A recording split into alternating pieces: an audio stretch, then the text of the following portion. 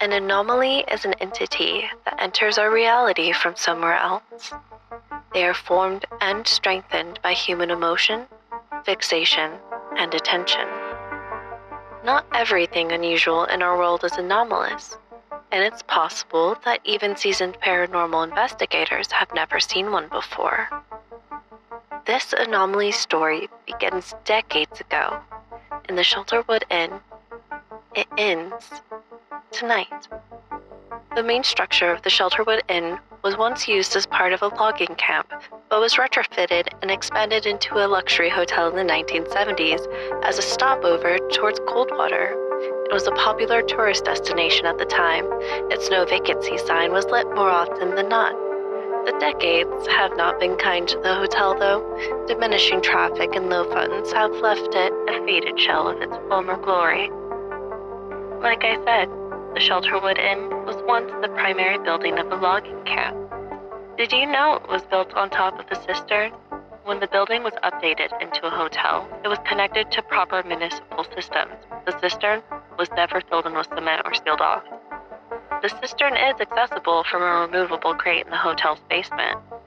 Growing up, James's parents sternly warned against opening the crate, as the dark, water-filled space would mean almost certain death if a child were to fall in. The one time James opened it himself, at the age of 5, he lost his stuffed lion to the death. The long silence and quiet splash instilled in him an intense fear of the dark which did not dissipate with age. James forgot about the lion, but it did not forget about him. For decades, this anomaly lay largely dormant. But when James returned to run the hotel, it woke to feed on his fear. And over the years, it has haunted the hotel and tried many times to lure him into the cistern. And recently, it succeeded. I'm the AV guy. I get brought in to edit stuff. So, I do that. I could get things done quicker. I choose not to. Perfection takes time, but also I deliberately render at slower speeds because it gives me time to kick back with my gacha games I'm obsessed with at the moment. I'm waiting on a timed exclusive event for the Kitty Girl Supreme outfit. If I don't get it this time, then I'm going to have to wait 6 months. I can't do that. I can't do that. So this mysterious life, it can stay mysterious. This is a job. Free public access television, you most definitely have a time slot, which is bought and paid for, thanks to our wonderful producer, Morgan. And would you guys like to have your own TikTok channel? Do we want TikTok and YouTube? AV Guy doesn't get a say. I think I would have Joseph record stuff specifically for TikTok. Make Joseph learn TikTok. Yeah. You know how frustrating it is fitting something in a 9x16 fucking frame. It's supposed to be 16:9. That is cinema. The YouTube shorts. Why? Why are they called? Who's gonna sit and watch content for 60 seconds? This is how we reach a larger audience. We need to do this. Our sponsors are not enough. I spent 11 years in my parents' basement teaching myself how to edit in fucking Windows Movie Maker. I didn't go through that pain and that struggle about you right now. just to do fucking TikTok dance edits. Well, without those TikTok dances, we wouldn't have gotten the sponsor of today's episode. Wait, are we filming now? What? We would like to thank today's sponsor. Oh god, now I'm just picturing doing these TikTok dances in front of these giant estates with like maybe a ghost filter on. It's like a filter that's like, detect ghosts with your camera. And we're doing dances and then there's like ghosts and shit like crawling out of the windows while we're... Amazing. like the whole weight of the show feels like it rests on your shoulders. And Yes. you know what to invest in. And as much as a thorn in the side Joseph is, you do invest in the camera equipment, the audio, because there's so much to pick up on. And Blake's lovely face and beautiful voice deserves to be appreciated in the highest quality. Yeah, I'm also in charge of booking all of our appointments and everything. Most of them, these guys don't even participate to. But yeah, it's stressful, and I'm always fearing the worst. This is a tight-knit show, and your main priority is to make it to your destination with your equipment intact. You really don't want to do anything else with your lives. This is it for you.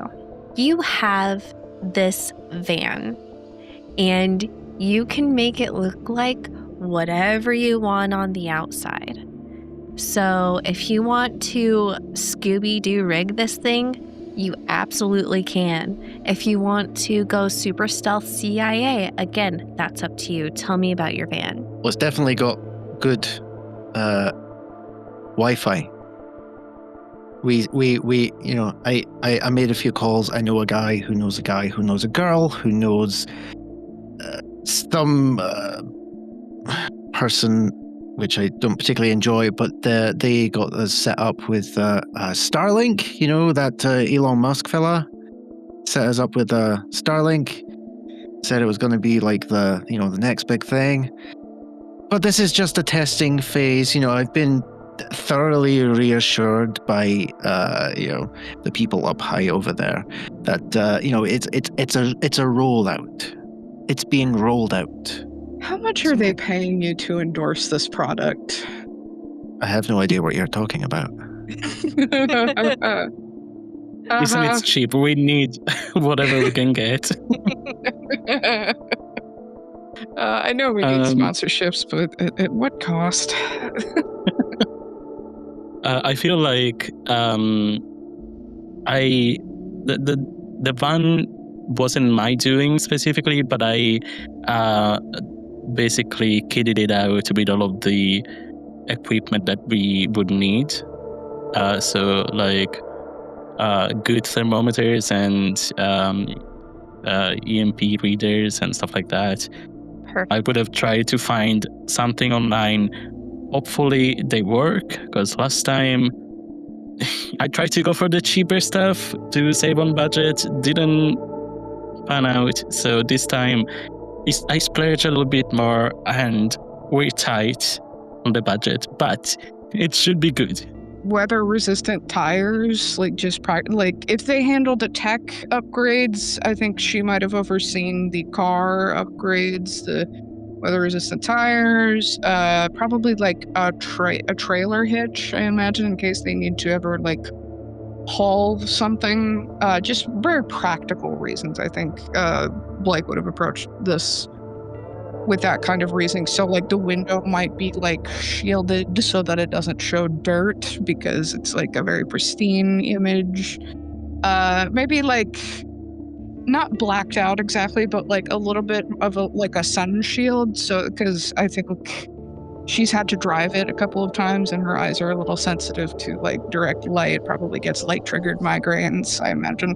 Those tires, you absolutely got put on this van with everybody in mind. I need you to roll me a D100 to see how long ago that was and how much of the tread is left. Okay. And everybody else will need to roll to see how much phone battery you have, how much charge. Oh, God. 27. 27 for tires. So this is our D100? Mm-hmm. And Bridget, go ahead and roll me another D100. Okay. I got an 82. Okay. 97. Okay. 61. Okay. You know what? I feel like that makes a lot of sense. So we're going to keep that in mind as these are your cell phone batteries. Any recording equipment or actual videos, I'm going to say, are topped up. For TikTok following, I'm going to have you roll a D100 and then a D8 for how many zeros go at the end of that. 30? 30, and on a D8? A 3. That's not bad. You guys have 30,000 followers on TikTok. I'll do the YouTube. Okay. So D100 and then a D8. 40? Okay. And then a 6. I'm going to make those views. I'm going to make that views since you guys are up-and-comers. That's why they hire me as the editor. and then C, I think I'll go ahead and have you roll D100 and then add like Ooh, okay. what did you get? That's a 64 and then a 7 on the D8. Okay, so I'm just gonna say you guys have 64,700 followers. We're trying to get our bronze play button. You know, we're making our way. Okay, so the inside of this van has everything you guys need for the type of investigations you do. Morgan is very careful to make sure you're well kitted. Funds are also tight. Morgan also has this box of merch available when you guys arrive places for your followers, because they also love to actively track where you are. And you'll also find there's this whiteboard. So if we think of like Phasmophobia, where you get the information for what you're running into, we're going to Phasmophobia this place called Coldwater. And what you know about Coldwater is there's been a lot of mysterious disappearances of teenagers. I think in total there's been about 12 disappearances within the span of 3 months. There's this lake next to Coldwater, and out in the middle of the lake is this little, almost like abandoned Boy Scout area, so think old camping. Every once in a while, when the town gets the funds, they host a summer camp. But this is also bringing bad press because now there's rumors that this whole lake and area is haunted. So you're going to go check it out. And since it's abandoned, no one can really interrupt whatever you have going on. So with that said, you pack everything you need for a good week away. You get in your van, and I say we get a pretty late start. Night has fallen, and you have a few hours ahead of you into the night. It is raining. It is dark. Who do we think is our driver? When he's not editing, I imagine he's driving. Yeah, and I've got one of those, those things that you attach to your dashboard so you can put your phone on it. I've got that open, and I've got my little gacha game open and ready with the countdown to the live exclusive event ticking away. Like, it's not due to start for another few hours, but I'm counting down. I have been waiting for this moment. We are distracted driving, chat. Yep. I'm just imagining, like, I'm sorry, but like Blake is probably like asleep in the front seat, and then the car goes over like a bump in the road, and then a random anime noise from the gacha game wakes Blake up. Yeah. And so that would leave Morgan in the back with Sparky. I feel like I'm taking inventory on all of the equipment, so I'm like, all right, check. taking everything in, but also I'm now hearing the pitter-patter of the rain. I'm like, Joseph, do you think our voices will, come up well with the rain? I've got a few plugins that can sort that out. It's noise cancelling. It's not like that shite on Discord. That atrocious noise cancelling they have on there. And the fact they don't even give you a real option to turn it off. It's a fake one. It's fake suppression. All right. Well, good thing we're not on Discord then. A good 2 hours pass into your drive. The rain starts to pick up. It's much darker. The road conditions are worse. How's your gotcha game, Joseph? We are moments away. And there's no good fucking place to pull this bloody van over. I'm getting stressed. Because I've been waiting. I can't even pull over. Like, it's just... This road was not designed for vans, clearly. You notice that the little anime characters on your gotcha game start freezing. And then it picks back up and it stutters again.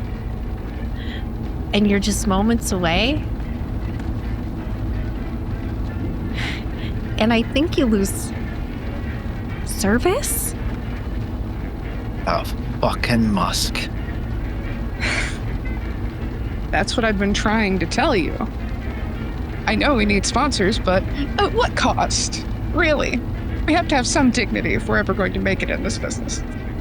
This was supposed to be the land of fucking opportunity, and I can't even have the opportunity to unlock this $60 skin for my sweet anime bae. Wait, you paid money for that? Well, that's what a gacha game is. You can also just play, right? I guess whatever. Yeah, if you want to be a fucking noob about it. And for a moment, you reconnect. And your event, 2 seconds left. I swerve the wheel as I'm trying to connect. Okay. So as you're traveling, a cold front is bringing in this freezing rain. And a strip of black ice mixed with your swerve and the 27% on the tires send your car careening off the road. Just grabs the old shit handle. Oh, no, you've done it. I feel like I'm trying to grab as many things as I can so that they don't fall over and break. Uh-huh. And the dog slams into the side of the van. Oh. No. You're no longer driving. Mm-hmm. The rain is heavy on the windshield. The wind is picking up. What would you like to do? Is my dog okay? I don't give a fuck about anything else right now. Yeah, I will go over to the dog. Yeah. The dog was, Sparky was startled. Sparky's okay. Immediately grab. I got you. You're okay. Oh, you're so brave. You're my brave little Sparky. You find yourselves kind of face down in this ditch with your car, with your van. What would we like to do? Is there a chance one of us might have brought camping gear? I'd say that there is some old, very unused camping gear, but it was definitely bought at a discount. So we can chat about what you're looking for and whether or not that would have been included on a really good red tag sale. I imagine it's one of those tailgating situations. So like we wouldn't really leave the car, but we'd set up maybe like an awning out the back. It's like a half tent maybe. So like a tent that you wouldn't have to drive into the ground, because I imagine it's just a lake of mud at this point. So like, oh, there's maybe like, didn't those old vans used to have like awnings and stuff? I'm thinking of like an ice cream van with like one of those terrible cheap awnings that they had in rainy weather. This van, not. It's very much an old garage band kid van. Mm. Come here, kitty. Okay. The tires are very sunken into the mud, so if we want to go outside of the van and take a look around, we can. You are going to get wet. Joseph will just pop his collar, put his cap back on. Well, I'll go have a look. I'm sure Bessie's still got some life in her. And I'll exit the van. Yeah. You go ankle deep into mud. Marvelous. I'll sludge my way over to the front of the van to see the condition, see how bad it is. Yeah. The tire, I will say, is sunken into the ground probably about this much. The grill of the van is very much on the burr. So the tires are kind of like dangling up in the back.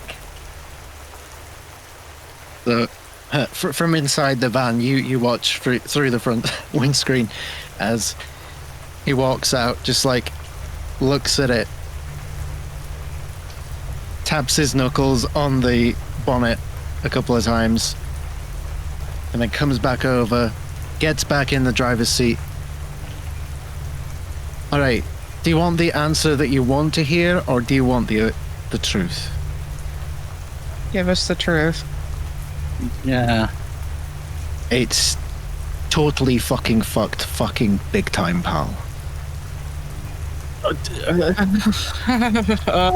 All right. I pick up my phone and try to see if I can mark where we are on, with GPS, and if we can figure it out. Okay, so what we're going to go off of is where your GPS has frozen. Because as you look, it's got that little satellite on it with the SOS in the corner for the no service. As you look kind of where you are on your maps and zoom in to try to see yourself a little bit better, you do notice that there's like a structure or something. It looks like a few miles down the road, to your best guess. But other than that, you don't remember coming across any buildings or any signs of civilization for a while. And Coldwater is still a good 2.5 hours away by car.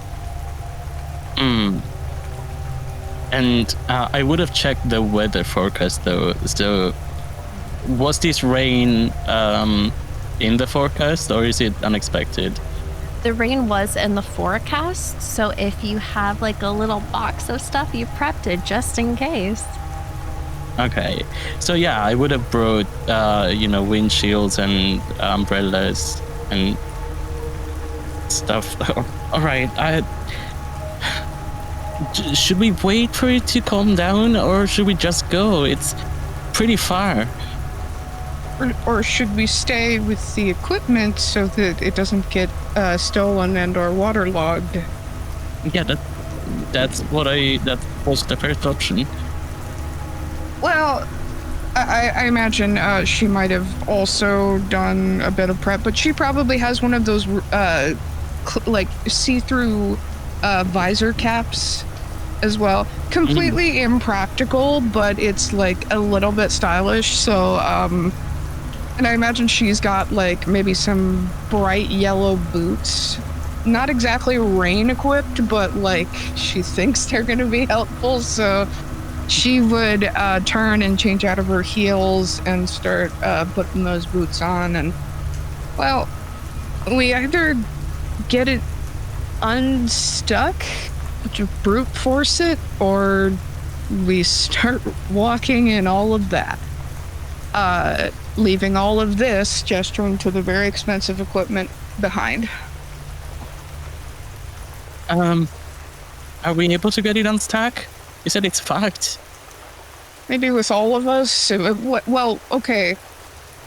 Joseph, what if you step on the gas, and then the two of us just lean against the van and try and put our backs into it and get it out of the mud? Okay, question. Is this what those of you across the ocean from my good self would refer to as a stick shift? Oh, yeah. Okay. Luckily for you, I can drive stick shift, or however it is you call it. So yes. Don't get these lazy automatics. Like, just use your fucking hand. Like, seriously. It's not difficult. We have to do it in Scotland all the time. Buttoning up a completely transparent coat so you can still see every detail of the suit, but it's like got that rain slicker texture, so she's about as prepared as she's gonna be being the talent. And who's gonna go out and try to push this van?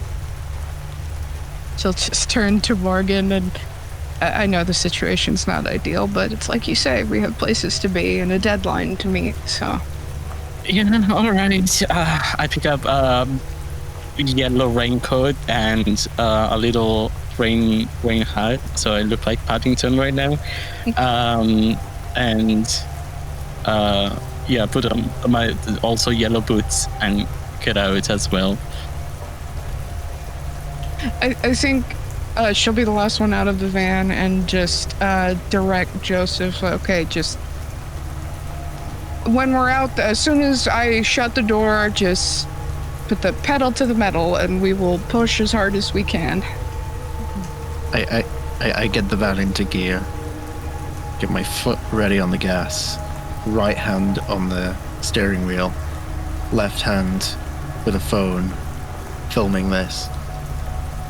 I'm being paid to film content, and if this goes wrong, so many views on seeing these chuckle fucks getting covered in mud.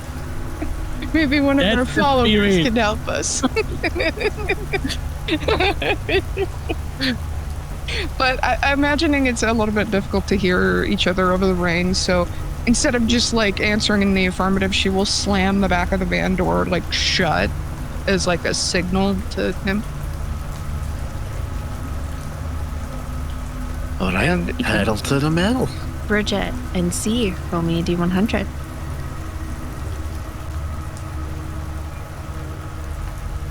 Okay, 61. 80. Okay. Patch. As you put this van in reverse and these chuckle fucks start pushing, a little over half of their bodies get caked in mud as your van is rear wheel drive and those wheels are up in the air. You sink a good foot into the mud. Your entire front end is smushed. You are wedged.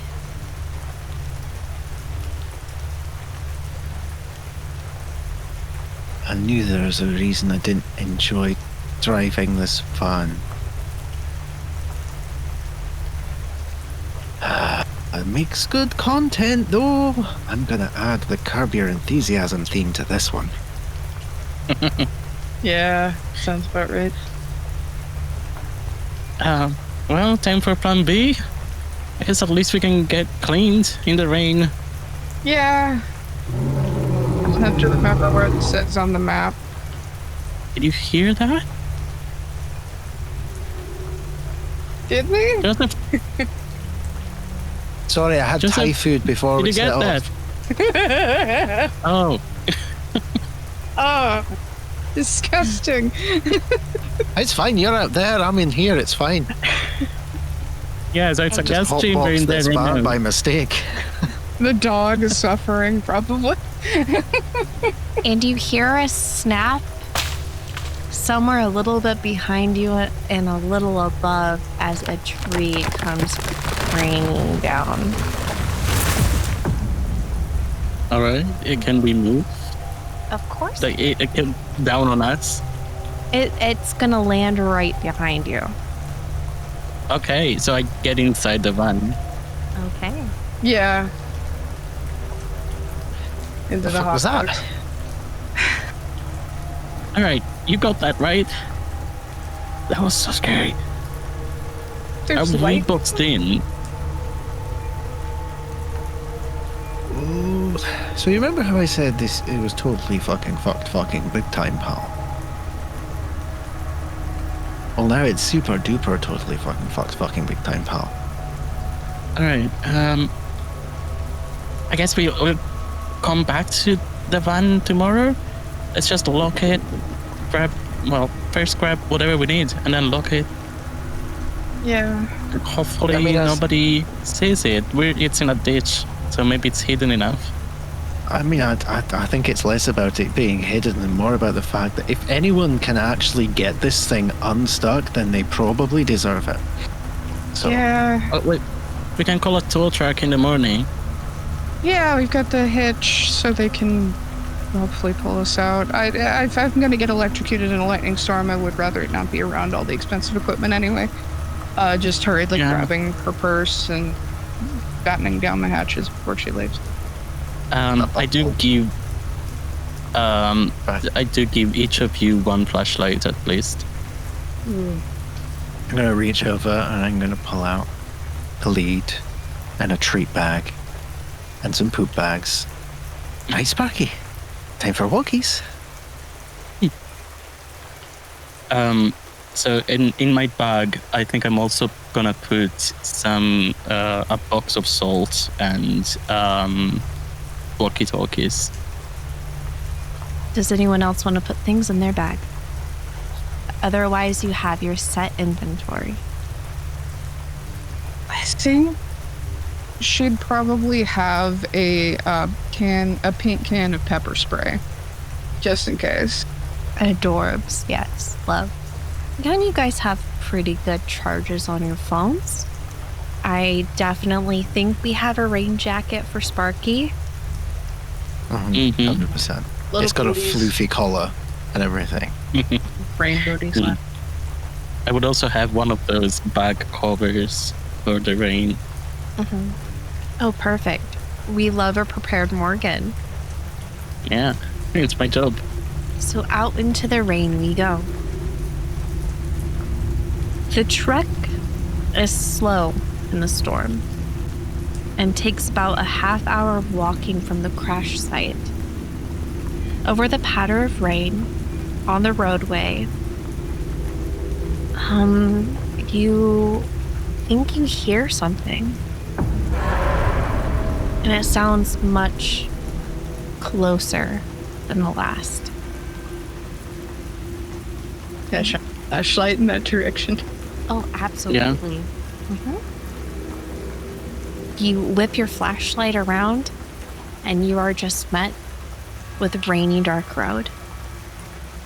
But in the distance, as you're walking, you do eventually start to see a glow ahead of you, a motel sign for the Shelterwood Inn. It's a neon and kind of hard to miss. And as you get closer, you hear the growl again. You can swear it's right behind you. I'm going to pull out my phone. And I'm going to put the camera on, as if I'm going to record. I'm going to put it on the selfie camera. And just look behind me. This is not the time for selfies. Absolutely the time for fucking selfies. when you turn off that camera. If not, I'm going to say it's on unless you guys indicate that they're off. Okay. Well, I'm just gonna briefly flush it around, see if there's anything I notice that seems abnormal. Just a lot of darkness, and your phone is very wet. Ah, fuck. I turn it off and I wipe it on my inside of my coat and inside pocket. I know I said rain visor, but can I change that to like a Niagara Falls umbrella hat? Sure. Do your thing. Perfect. When you eventually arrive at this inn, you're met with a buzz and a glare of a neon sign. And the only other light in the area seems to come from what you're assuming is the lobby. Ahead of you is a parking lot, and there's a few cars. And the sign doesn't say no vacancy. According to your phones, it's probably about 1 a.m. at this point. As you make your way towards the lobby, you do start to hear muffled voices.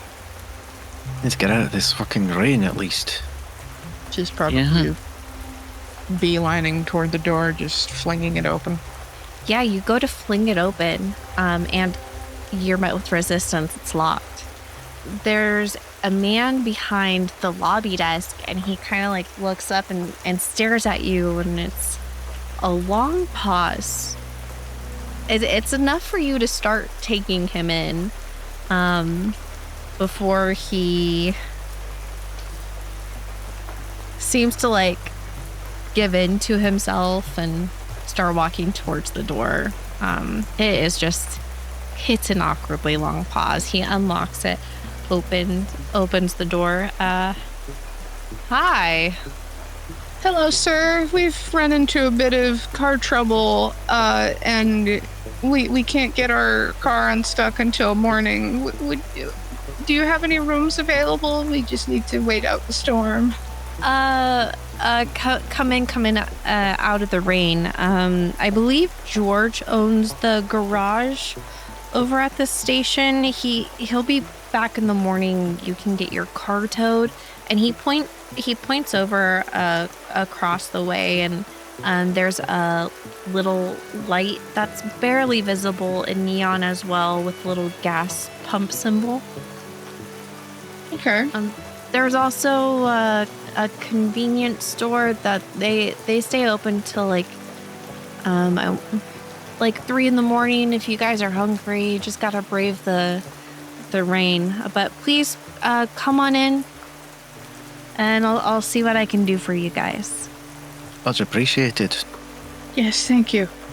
So the central building of the hotel, the lobby, it's a dated A-frame structure, and it was once stylized to appear homely, but it's faded over time.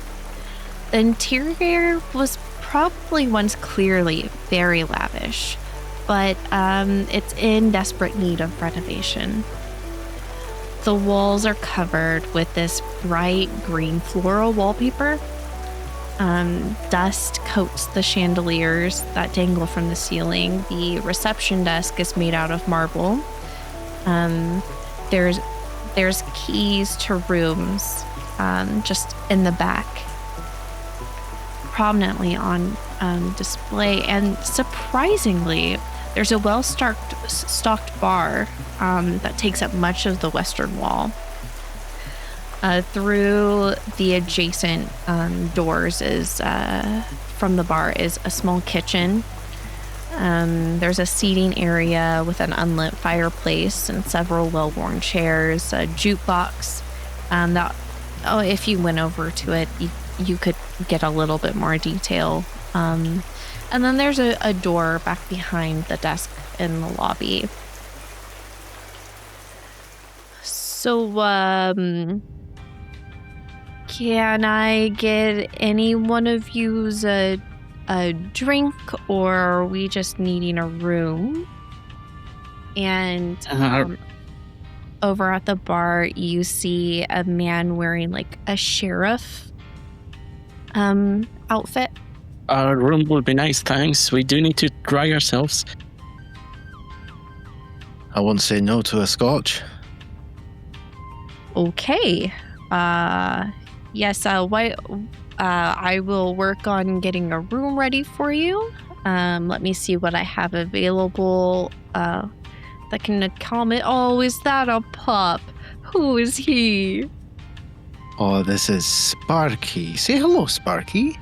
Oh, I would love to pet him, but I'm allergic.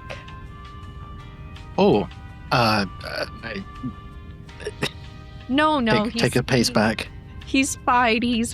That's what Benadryl's for. So a scotch. Why don't you go sit over by my buddy Wayne, and I'll make sure that I get you a scotch. Oh, by the way, the name's Otis. Otis. Pleasure. Otis To meet you. is a man with a thick mustache and a sweater vest. Nice to meet you, Otis. I'm Blake Lake. I'm Morgan. Did you say Blake Lake? It's a stage name. As in the Blake Lake on Channel 7? Yes, that's me. I adore your show. I'm such a fan. Oh, well, you're too kind. what a coincidence. I pick up from one of my bags. Do you want a shirt? Here. Oh my god, my daughter's gonna love this. She is a really, really big fan of the feller who does the voiceovers. Oh, unfortunately, he's not with us right now. But we'll be sure to tell him that. Actually, we noticed there's no real reception here. We could have called him, but it doesn't seem like we can. Oh, let's see. I know we've got a phone line somewhere around here. Let's see. And he walks over to the phone, the landline, and picks up the receiver. Oh, poor weather must be messing with the lines. Not really getting a service. Yeah, that makes sense. Well, we tried. Well, a scotch. Can I get anyone else a drink? Oh, a spot of tea, if you wouldn't mind. Tea. Okay.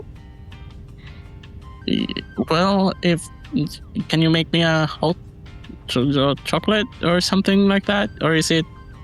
A hot chocolate. Okay. Let's go over to the bar. You guys can sit next to my buddy Wayne while I figure out the drinks. And he just takes you over to the open seating next to this gentleman in his uniform. And if anyone is looking around, they'll see a man who looks like a priest, with a mop bucket, mopping and getting closer to the bar, just humming to themselves. Otis instantly is able to get you a scotch. Not a problem. He is going to be gone for a while trying to figure out a tea situation and a hot chocolate situation. Sure. Otis, you're a gentleman and a scholar. Never let anyone tell you otherwise. thank you so much. Usually I just stay in the back and work at my desk. I'm a desk writer, and today I get to be the face of the establishment. Well, congratulations on your promotion. I do have a quick question, though, before you attend to your very important duties. Do you happen to play Waifu Wars by any chance? A waifu war? No, but you know who probably would? Claire. Claire. Oh, it's late. Claire's probably up to something, but she's always on her phone. That's your daughter. No.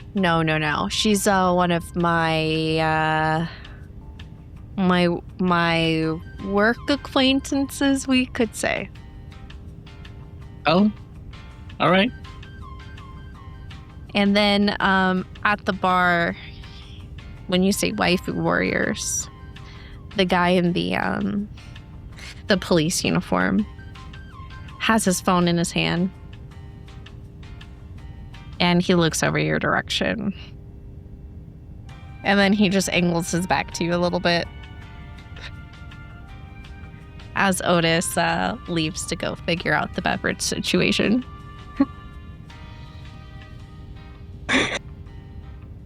That's what I love about anime girls.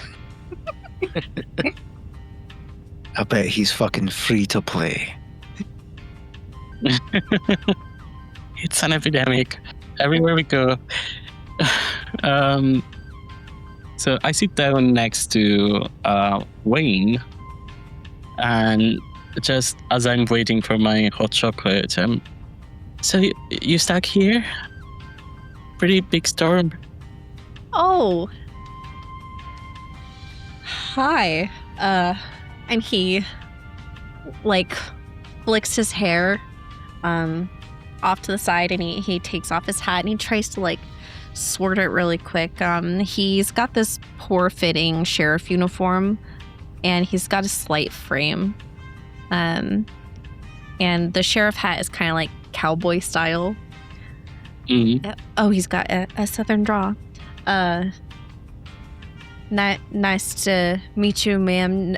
No, I'm not stuck here at all. Actually, Otis is a buddy of mine, and I've come over to have a good bourbon with him. So, how old does he appear to be? I'd say that he's probably 24. Oh, wait, and he's the sheriff? Uh-huh. All right. Oh, well, nice to meet you. I'm Morgan. So, wait, you're the sheriff? Yeah, I'm off shift, so I'm just hanging out with my buddy. Wow, really young to be a sheriff. Congrats. Oh, thank you very much. What do you do? Well, I'm the producer of... Actually, just a sec. I'll pick up another t-shirt. Here, this is from a show. This Mysterious Life. Have you heard it? It's on TV. Oh, you're on TV. I don't have a lot of time to watch. Not me. You might have seen her on Channel 7. I'm the producer. I'm behind the Nice to scenes. meet you. I'm Blake. Hattie. How old are you? Oh, I'm 22. You're 22 and you're in charge of a whole show? Wow, very accomplished. Oh, thank you. I blush bright red. Finally, somebody recognizes it. I'm just gonna lean over to Blake and just whisper I'll tell you what. The way that she shifts merchandise, she could sell life insurance to a fucking dodo. Yeah, well, business of show. We've got to put our best foot forward, be convincing, things like that. That's why I've got 2 left feet. That's why I stay in the van. So, What is a girl like you doing in a place like this, especially so late? Well, we were going up to Coldwater, but this rain hit us, and we ended up in a ditch. Hopefully the car is all right. We will see in the morning. Oh, and none of you were hurt, surely. No, we're all fine. None to worry. Yeah. I'm glad to hear you're okay. Listen, Hank, the mechanic from the gas station, will be back first thing in the morning, and he should have that tow truck of his. Oh, thank you. Otis told us about George as well. For the garage.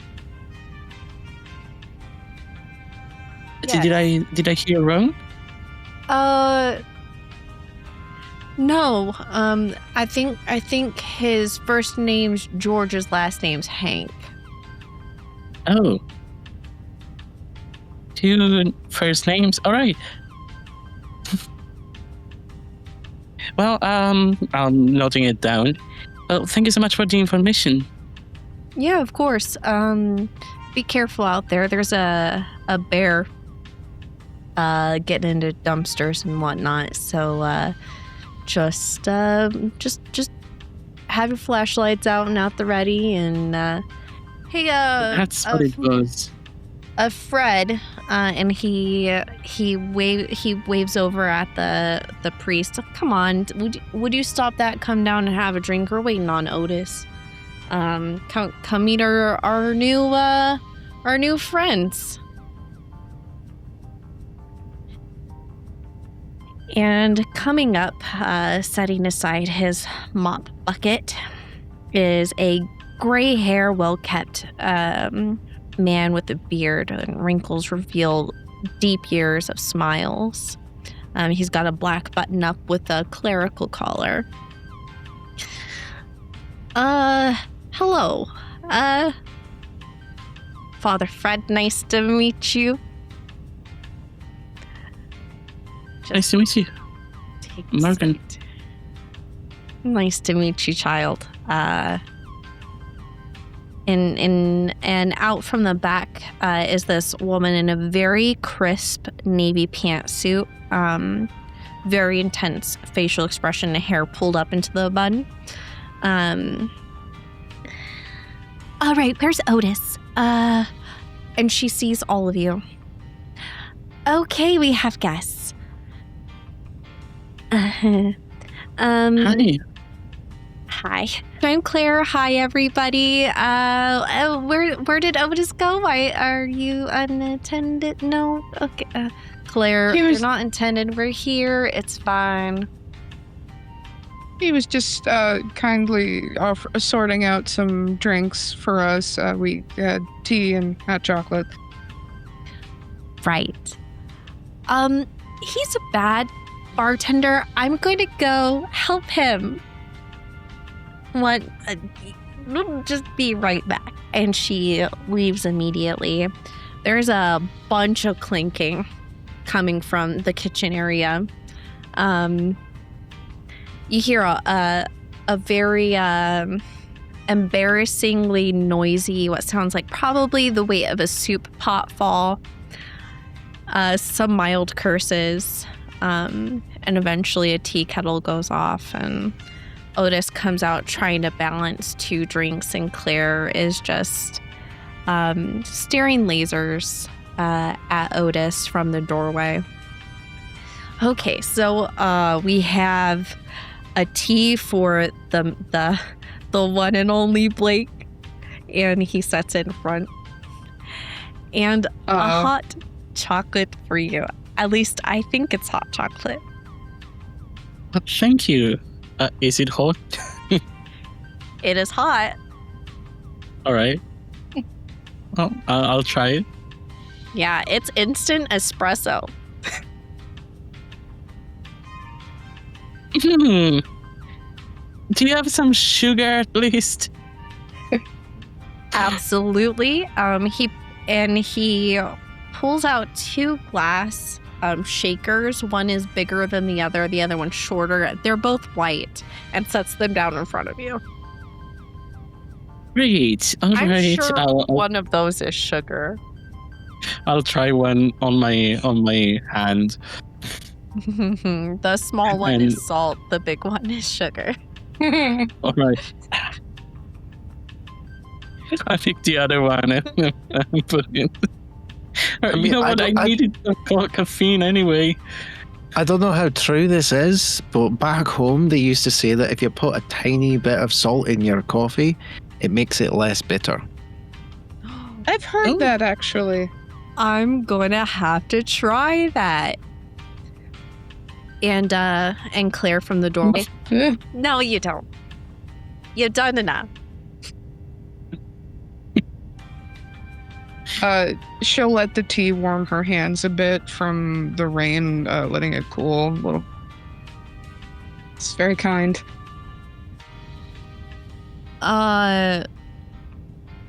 Otis, I mean, our guests here are covered in mud, and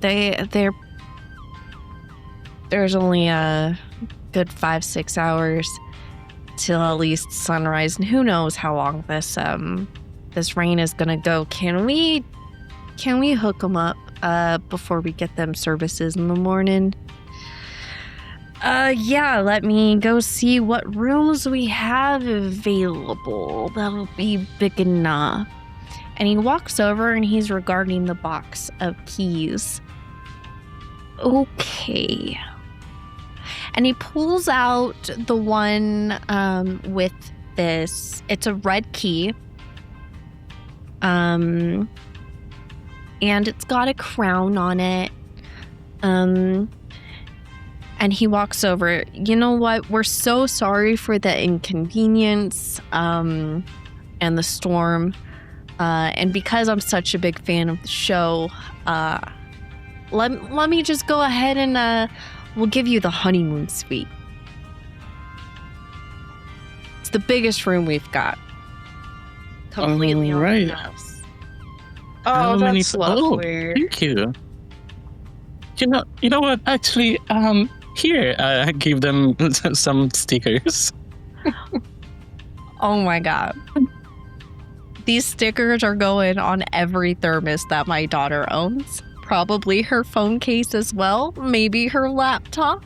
And I'm sure I'm going to hear about it from her mother. But how about a tour while we get you sorted to your room? Yeah, I'd love that. Yeah. Sounds like a plan. Okay. And Wayne puts his hat back on. Well, Otis, I will see you in a bit. I've got to go drop off my radio to the station, and I'll be right back. And then he looks at Morgan. You take care now, sweetheart. You be safe out there. And then he makes his way out as Otis goes and gets his poncho, grabs an umbrella. Okay, so first off, welcome to the Shelterwood Inn. We've been open since the 1970s, and once upon a time, we were quite the place for people to vacation at. Yep. This is the Shelterwood Inn. And now we're gonna go out into the rain. We have 7 whole hotel rooms, if you will. 3 of them are bigger, the rest are smaller cabins. And let's see. And as you guys go out, the rain starts downpouring. The wind instantly pushes and breaks his umbrella.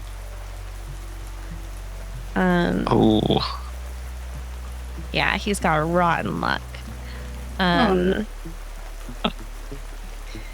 Here, you can use mine. I have a raincoat anyway. Oh, it's okay. I've got my poncho. It'll be fine. We gotta get you guys dry anyway. So as you go out, the blazing shelter wooden neon sign illuminates off of everything that's wet, and it shines off of some grassy, unkept garden. The parking lot is a U-shaped. There's a red sedan in front of one of the rooms, a black SUV in front of the other, and the sheriff is getting into his car, which is in the front of the lobby.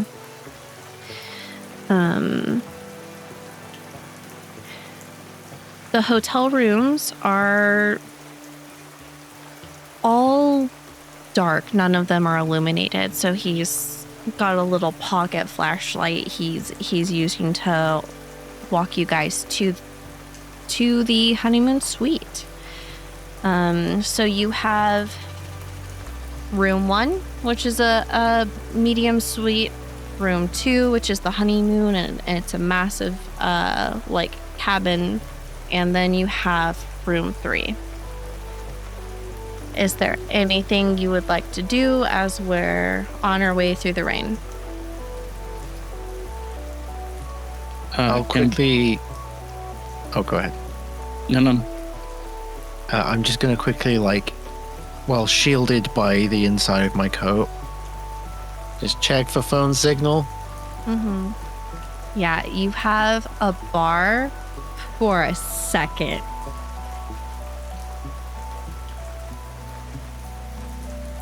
Next time, princess, next time. I would like to see if if I can see through the windows in the other rooms. If the curtains are open. Yeah, one of them, room 1, when you walk by it, the blinds are open, so you could shine your light in and kind of look inside if you like. Yeah. And you would be met with seeing remnants of faded nautical themed wallpaper with shell motifs. Mm-hmm. Cool. And in front of room 1 is a red sedan, so you might be shining the light inside of where someone's sleeping. Do I see them? I mean, if you want to get the angle and you want to take a peek-see at somebody's bed.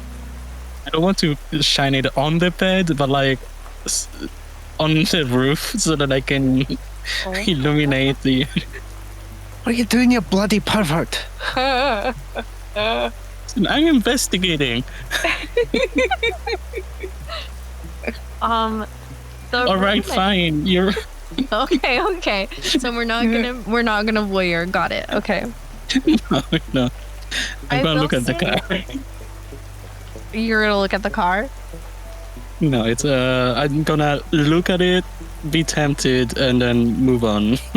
I will say, if your temptation really pushes you, I think what you'll get a glimpse of will be 2 distinct sets of suitcases with your quick voyeur before you got shamed by Joseph.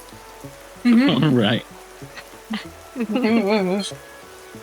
So you make your way to the honeymoon suite, and Otis puts his key in, unlocks the door, and opens it for you. And as you enter, you are met with a garishly decorated room with faded red striped wallpaper and dimmed lighting.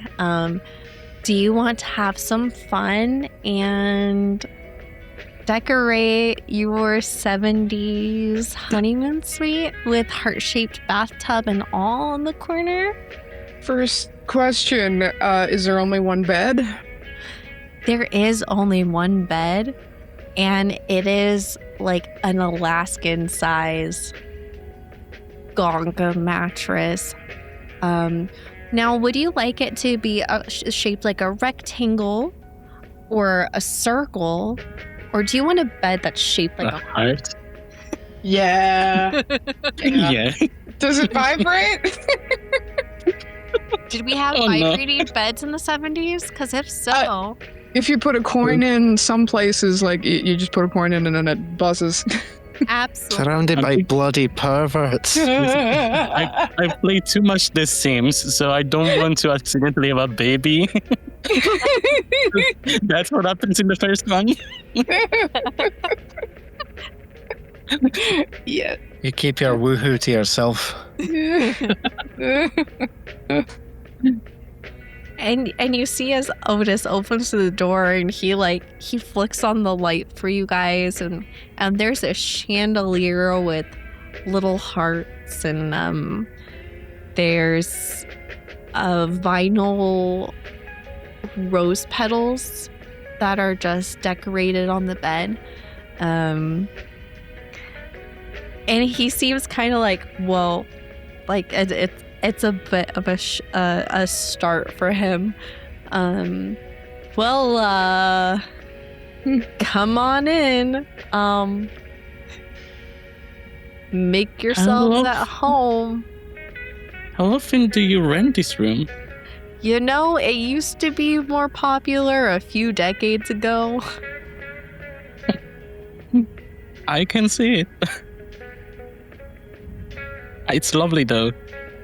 Thank you very much. And as you enter in the corner, there is one of those corner hot tubs. Like it's a jacuzzi bath. And that is also like the point of the heart is in the corner, and it's got like the two scallops to make another heart. Amazing. Yeah. We've got the slot machine. I will say there's also this box of plastic wrapped chocolates on one of the stands, just ready. There's a TV that was obviously put in, and it does not match the balance of the room, but all rooms kind of need TVs, so they just kind of drilled it wherever the wire would extend. There is also a door in this room. Well, make yourselves at home and we'll see about getting you a tow truck in the morning. Mike might be over there. Now, if you guys want to just check with him. Mike at the mechanic?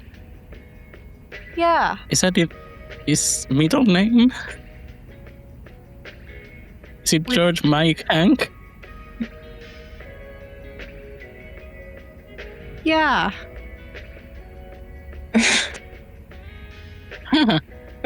Okay. All right.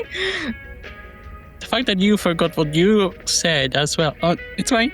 In my old age, just a bit forgetful. So welcome on in. And I will leave you to your business.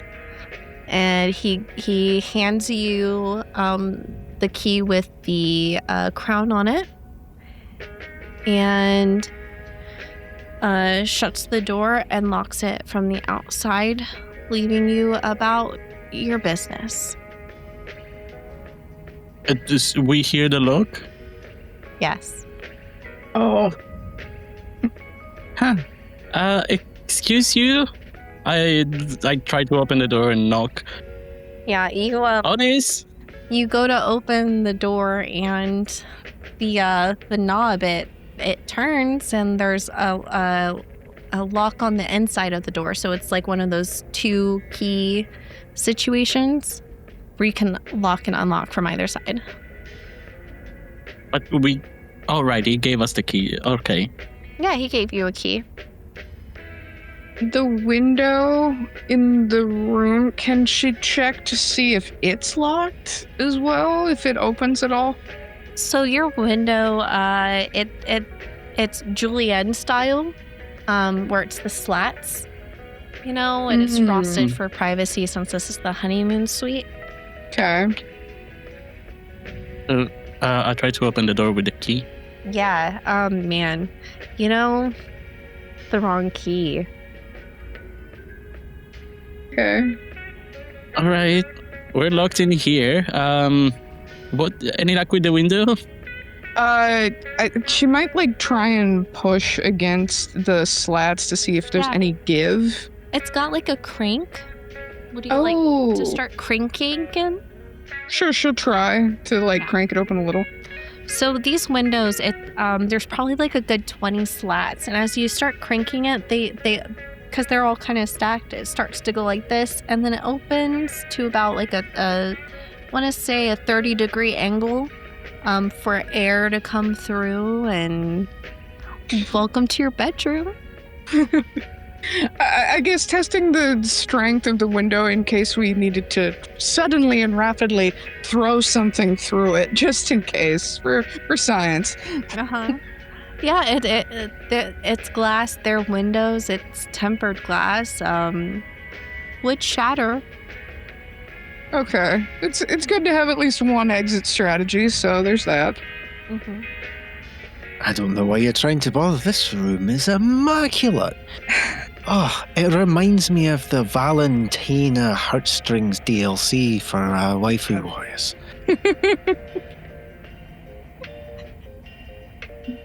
Any luck with the reception?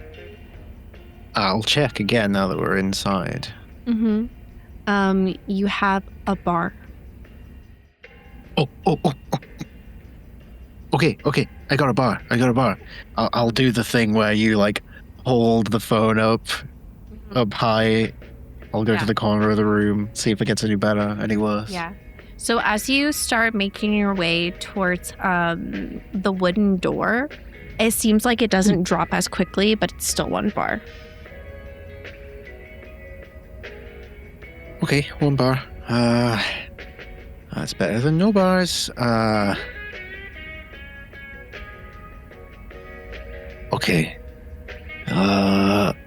I can't use that. I didn't renew my VPN subscription. Fuck. Okay. And then you lose service.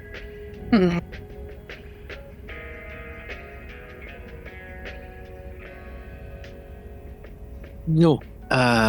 No bars. If there is a landline in the room, I'm imagining it looks a little like this thing I just posted in the call chat. One of those. I half wanted to make it a rotary phone, but okay. So I think generally gonna go check. So the hot tub's in the corner of the room. Is there an actual bathroom though? Yes. So that wooden door Patch was getting near it's to the bathroom. Okay. Gonna go check that situation out. Mainly to look for some towels. Yeah. It's a gaudy tiled bathroom. You thought there were a lot of hearts in the bedroom. The tile is hearts. The wallpaper is hearts. And there's like little cherubs, little naked cherub babies on the vanity with a more heart-shaped old 70s hand soap in a dish. Love it. Yeah, and the bathroom is fairly cramped. It's large enough for a double vanity, a toilet, and a standing shower. You are met, though, with a cool breeze and the sound of rain that drips from an open window along the back wall. I see someone else had the same thought that I did. She might, peek through the window to see if it looks like someone's recently been here. It's hard to tell because it's outside. It's dark and rainy, but the window itself is just wide enough for an average person to squeeze through. She's going to crank it shut. And This one isn't a Julienne one. Oh. This is just a... She's gonna close it quickly. And as far as we know, there's no one else in here with us, or can we check? As that thought hits you, I have something for this. I feel that I should let you know as you close that window, you feel your chest tighten closing yourself in this room. And your heart is palpitating. And it starts to become difficult to control your breathing as your lungs start to feel like they're trying to scream for air. Pushing the window open just slightly, like a crack. And you're met with a cool breeze. Just grabbing the nearest towel, wrapping it around her shoulders, and just emerging from the bathroom. One more time, we should check if there's someone in here with us, because that window was open, sounding like it's a little difficult to get air out as she speaks. All right, well, I have just the thing. And I reach into my little treat bag, and I pull out a little treat, and I say, Sparky, go find him. You're Sparky. Be Sparky. Sparky will look up and... Huh? And then just start trotting around, nose to the floor. Looking around to see if there's anything we don't see. Looks at one of the cherubs, growls at it a little bit, and then comes back. Okay. Oh no, why did I rewatch that before Wait, we came here? We've done specials on this. The rooms that have like the mirrors, the two-way mirrors, stuff hidden in the walls. She might like walk up to where he growled at the cherub and like try to knock and see if there's like a hollow spot in the wall. You knock and knock and knock. You don't find any hollow spots. But I'm gonna say, because of the panic and you're the one knocking, Mm-hmm. I feel like you're overcome with this feeling of something is lurking, and you start getting shifts in your periphery that never quite come into view. But you feel like you're being watched in here. There could be any number of just hidden devices, cameras. Oh, I wish we'd thought to have brought the metal detector from the van to sweep this place for bugs, but this is not right. They're watching us. Someone is watching us. I'm going to slowly reach into my inventory, and I'm going to pull out portable camcorder and the extendable boom and microphone. Mm-hmm. And I'm going to get it set up. All the while thinking, why did I rewatch that fucking episode of Doctor Who with that fucking statues? Don't look away, don't blink. And I set everything up and I start recording and I just film in that direction. And I've got the microphone up. I've got the sensitivity up high. Yeah. Roll me a luck check. So roll me a D100 and just let me know if you're below 50, you're going to have a side effect. Okay. 86. You are absolutely fine. And we are filming and we are catching B-roll or active, whatever. Morgan. In the meantime, I would go towards the landline and I would go, all right, let's pretend that key business was just an honest mistake. And I'll try to call the main lobby. Yeah, you pick it up. There's a lot of static coming through the phone. And you try to call the main lobby and it rings. And rings. And rings.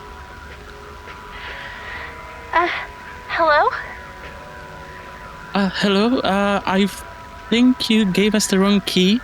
We're in the honeymoon suite and we're locked in. Oh no.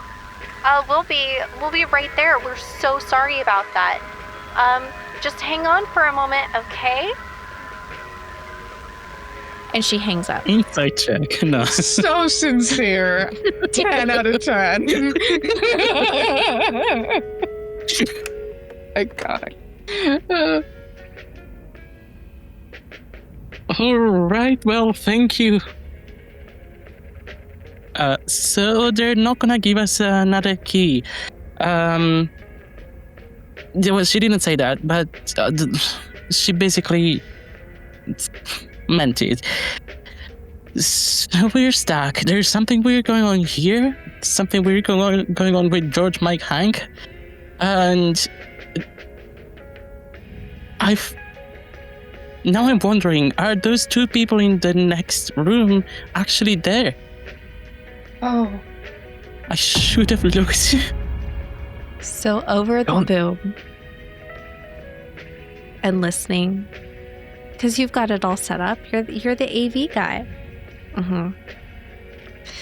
You hear a loud clanging noise that echoes into the honeymoon suite through the open window of the bathroom, and it's coming from the direction of the garage gas station.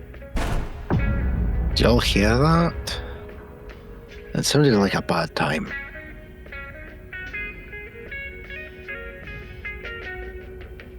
You what? Well, you have your headphones on, so... Oh, sorry, yeah. Basically, loud noise. Very disconcerting. Where? I think from, like, outside from, like, that direction. Alright. Is that where the bathroom window is? Yes. Okay. Sounds like we've got an episode. Yes. I'm having an episode. I don't know about anything else.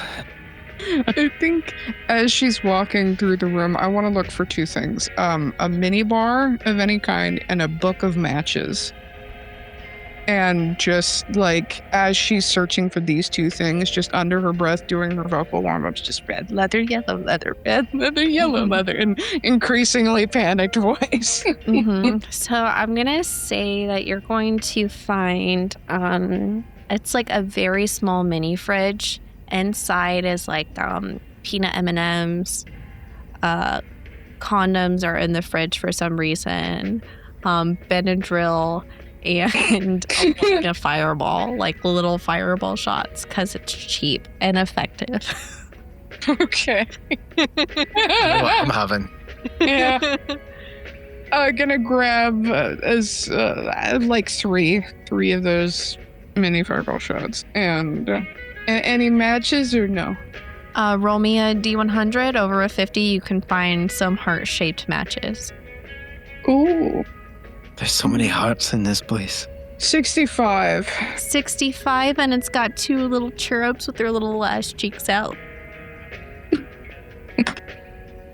All right, holding on to both of these things just in case, putting them in her purse. Mm-hmm. Joseph, this might be nothing, but can you try your boom mic on the landline? There's some static. Maybe we could pick up some kind of sound in between it? Give it a try. And I will take one earphone off because I'm expecting some horrendous feedback. Electrical interference. Mm-hmm. And do you pick up the receiver? Yeah. Ollie. You have that holy feedback Batman, and then the line is cut. Oh.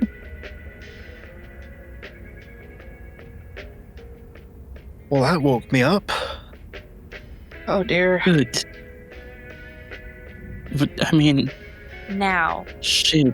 from the corner of your eye, you see police lights blare on as the car comes skidding back to, well, you can't see clearly because it's raining. They're Julian and frosted, but everybody knows what a cop car is. You hear it skid back up to where it was, a door slam, and some shouting. I put the mic over there, in that direction. Yeah. Attempting to listen through, I think, the window in the bathroom. Blake, you hear some faint calls for help. And Joseph, you hear guns racking from the direction of the lobby. So we have 2 ways to go. You can attempt to make an escape and bail out the window and head towards the garage gas station where the sound for help is coming from. Or you can stay, or you can try to break down the windows and go out the front where the gun sounds are. Guns. That's guns. That's fucking guns. Guns. Guns. Oh dear. We need to be gone. Does it Not okay. gone. Gone. Average person could fit through the window, so I think she's going to take 1 or 2 of the towels, just throw them out onto the ground beneath the window, and then give it the old college try and try to climb out, see if she can fit through. Now, is this one of those moments where you're klutzy on purpose, or are you surprisingly spry? Probably surprisingly spry because she's panicking. Then you have no problem getting through. Just lifting the window up and calling to this way, everybody. Ladies and puppers first. Yeah, I follow. Oh, she'll reach up to transfer. I take Sparky, yeah. She'll hold out her hands and hold Sparky. And then I go through afterwards. I go through last. A stretch of undeveloped land between the hotel and this, what looks like a gas station, convenience store, garage, all in one, is all that stands between you and where that call for help came. The area, as I'm assuming you're making your way forward. Yes?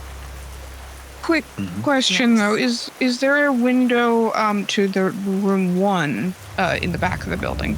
Yes. Can we attempt to peek through and see? Absolutely. You look through the window of room 1.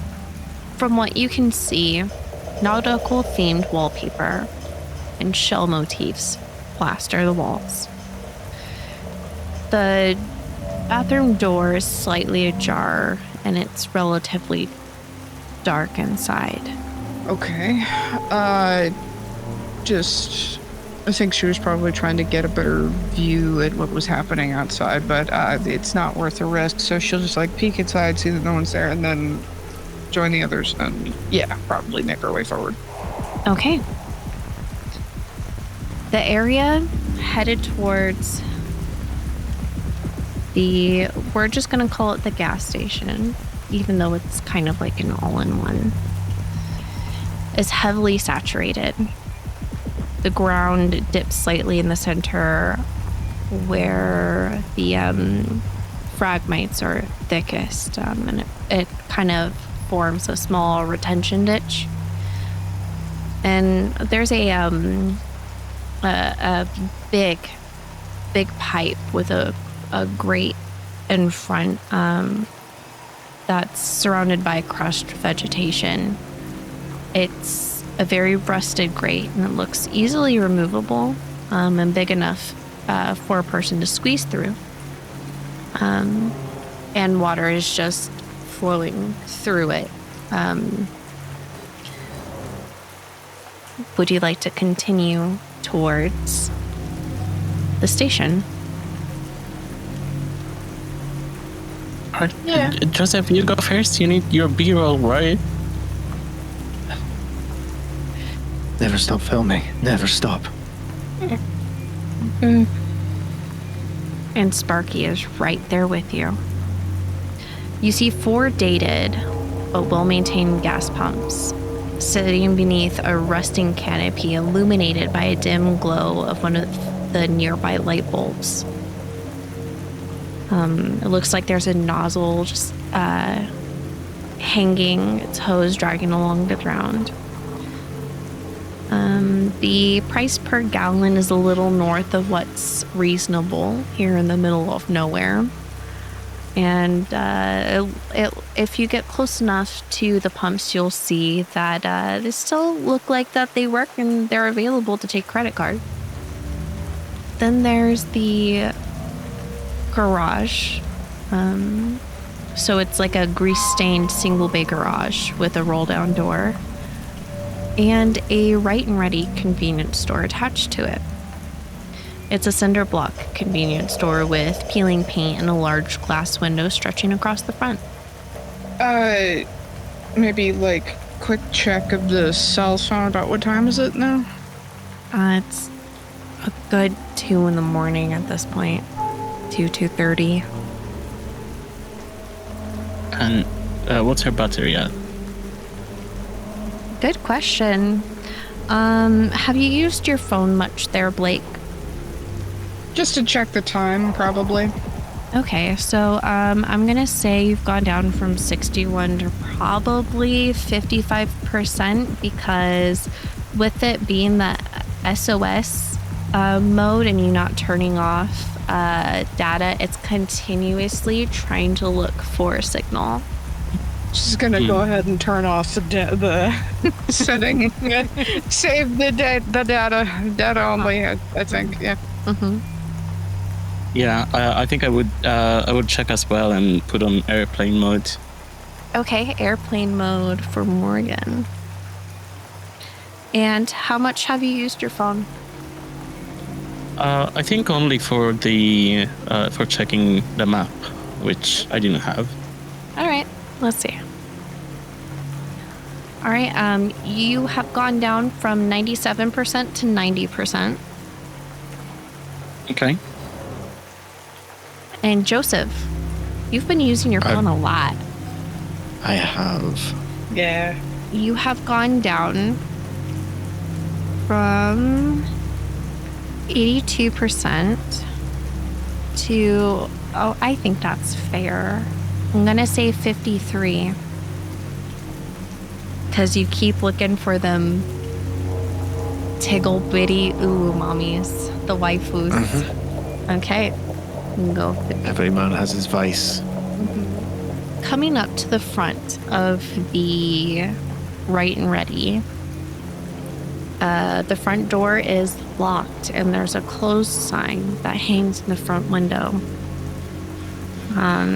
Looking in through the windows, the interior has a nice, neat row of shelves filled with various snacks and food supplies. And it looks like there's a door to the back. To the side of the Right and Ready, you have the garage bay door. Would you like to try the bay door or go around the building? Do you want to break a window and commit some crimes? What do we want to do? Do we still hear the commotion from behind us? The rain sound is drowning out noises that would be coming from the hotel. But there is some slight, like something metal knocking over from maybe around the building. Nothing big, but just something small, like a screwdriver falling.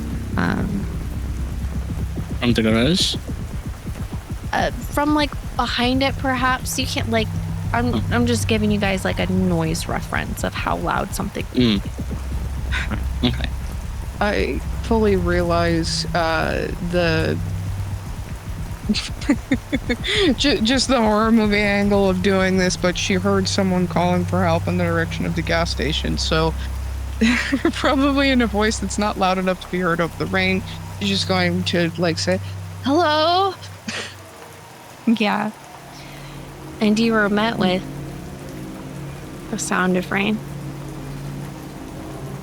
She's gonna take out her pepper spray and go toward the bay door.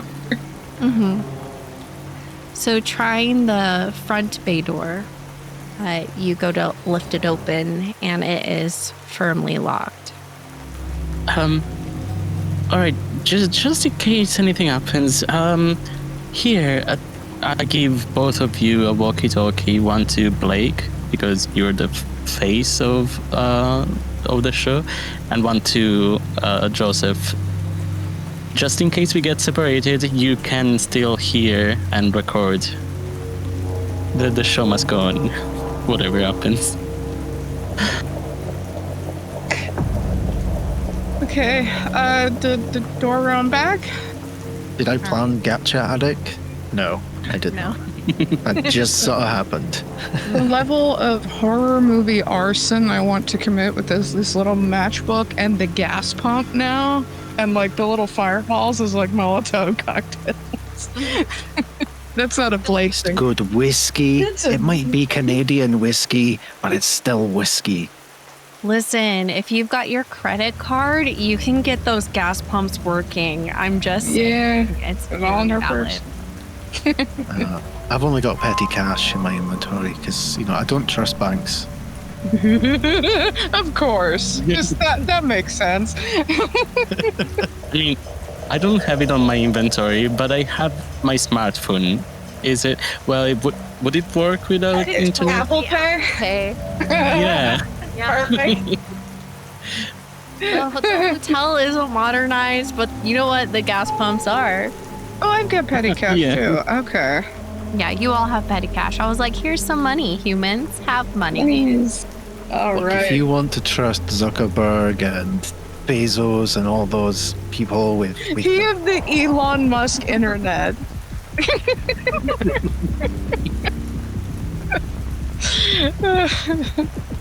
which, to be fair, on paper sounded amazing. But it's a slow rollout. I've been assured. Just Brennan's Elon Musk rant was playing that whole time you were justifying the internet. Some people are saying.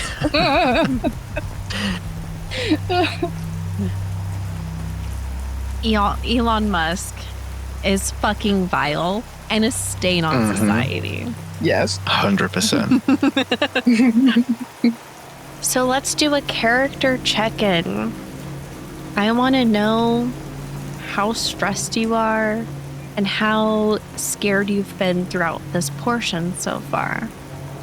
Because I know the fear has been there for all of you, so let's jump into your character a wee bit. Let's start with Morgan. Honestly, I feel like Morgan is not as stressed for what is going on here. I feel like she has that under control. She's so much more stressed about the van and all of the equipment that she paid for. And she's worried that it's all gonna, get ruined or something. But I feel like she's weirdly calm about what's going on here. I think Joseph is a little stressed. Would be more stressed if he didn't have that scotch earlier. But he's got his gear out, he's in work mode, and he's hyper focusing. So he's probably in a better mindset than he should be. Well, I have in my notes in one line that says Blake is the Daphne of the group. But then I started thinking about it, and she might be the Daphne from the first live action movie. So she's got the little cutesy bottle of pink pepper spray, but I think she's maybe had to deal with a few situations of fans being a little bit too oh my god, I love you, I'm your biggest fan, blah, blah, blah. And she's probably had to learn some self-defense. So she's kind of tense, and that moment in the background freaked her out, but she's kind of readying herself to like defend herself if need be. Okay. As you start to go around the side of the building, you see a parked tow truck.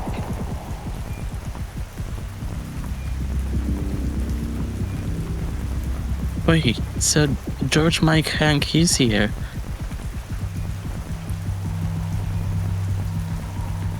Well, if he's not, his he? truck is. And it's only a crime if they catch you. I'm just gonna throw that one out there. Does it look There are like a this lot place of has cops cameras? right over there. There's like frontal cameras, but I mean, are they on? Do they ever work? Are they actually ever plugged in? There are a lot of cops right over there with guns, so let's keep that as a plan B. Yeah. Just in I like case the we find a idea, set Lou. of keys, we should try each one to see if they work. Yeah, we do have a set of keys. Do you think... What do these open, if not that cabin?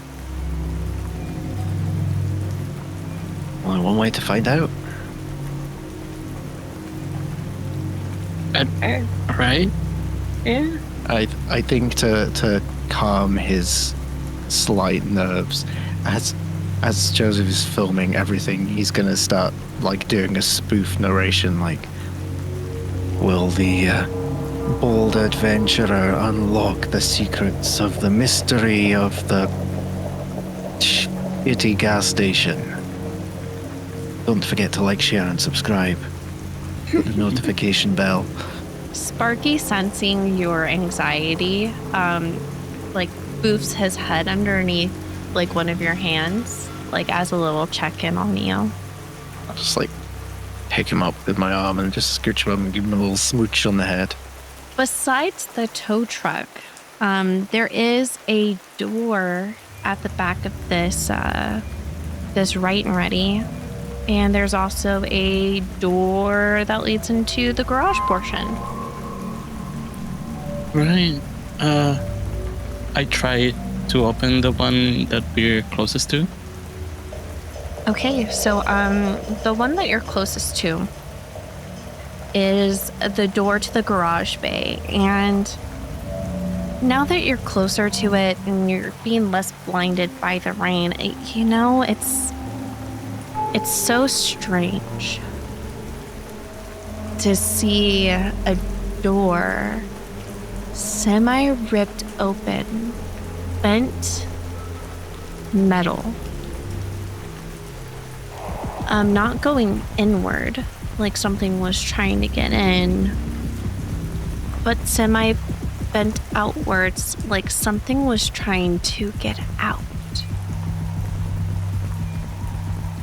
So I have a feeling that growl wasn't a bear like Cody said. And there it is again.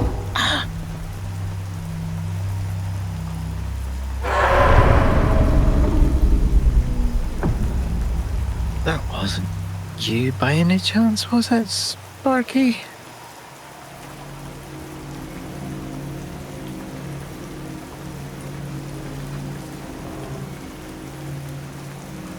I got you. I'd say we should see if there's any kibble for him inside, but I don't want to become kibble. So, edging the door open, like just slightly. If it starts to creak, like she'll stop immediately. She will like yank her hand away. As you go up to this door that is ripped open, to open it, you hear a wet squelching and this scratching sound emanating between,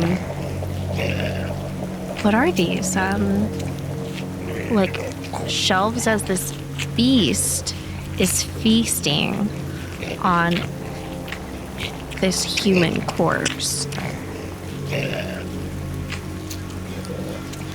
backing away slowly,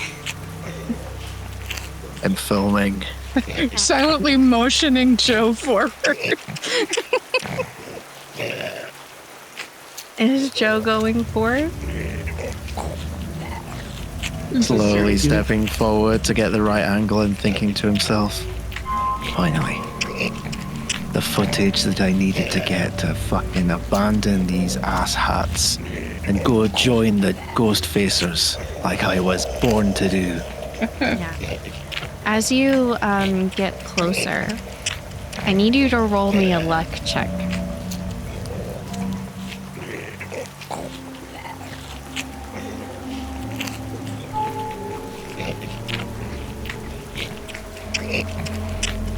Okay. A D100. I got a 1. Okay. All right.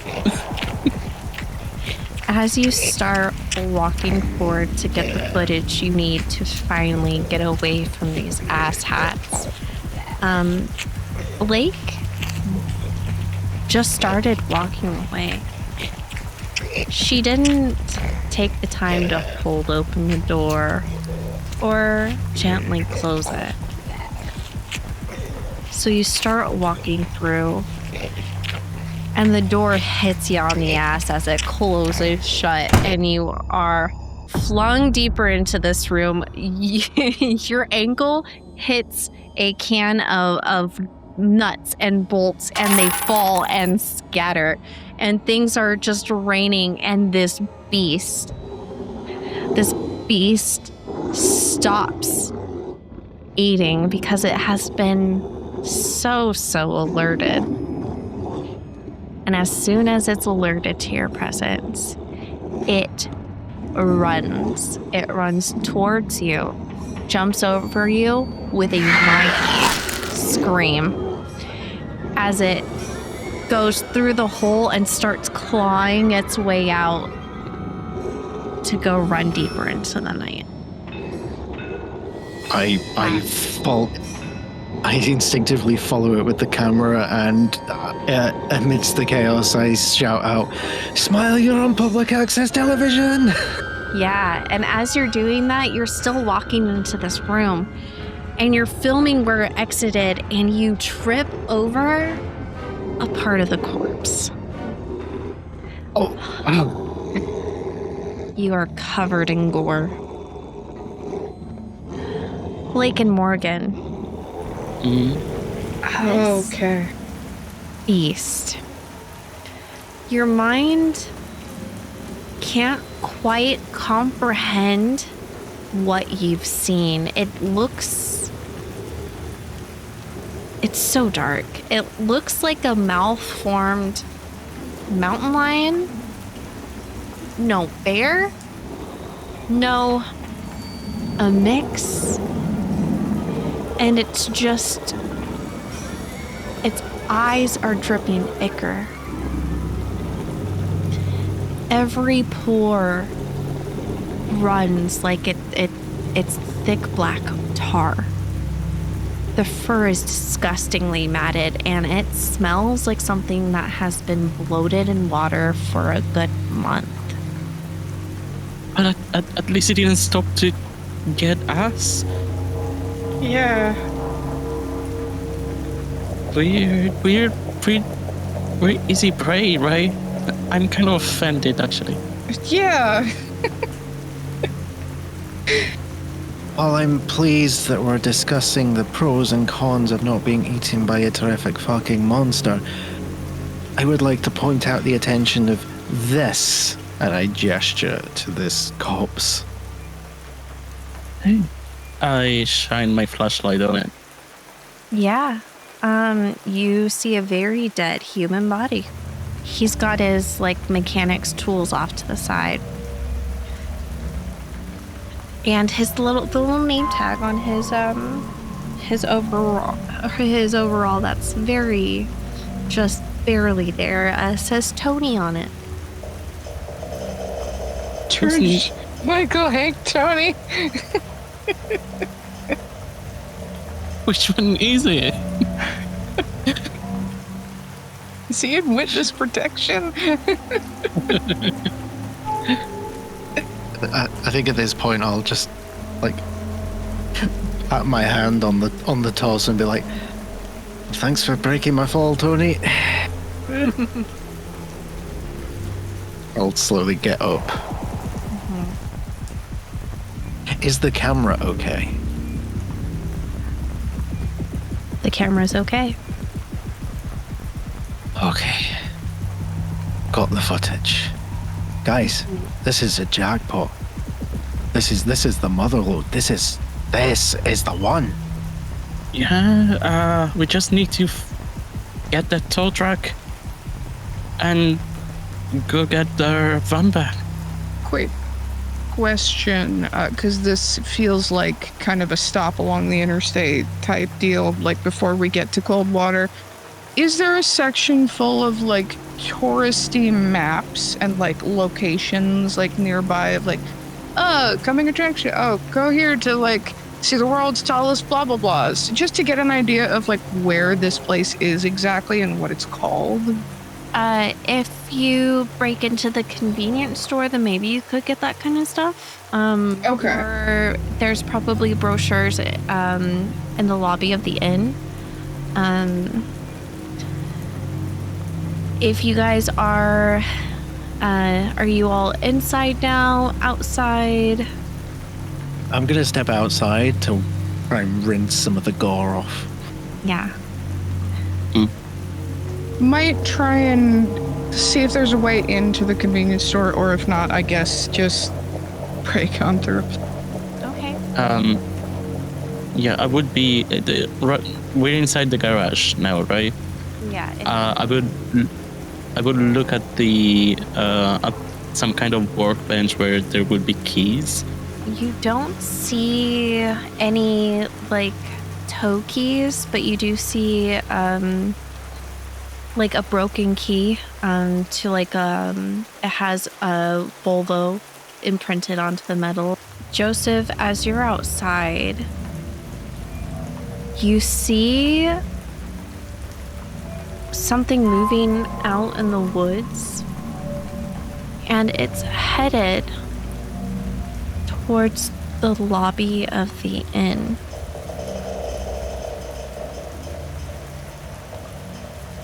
And Blake, let's go ahead and roll a luck check and see if you're going to be able to break in. 87.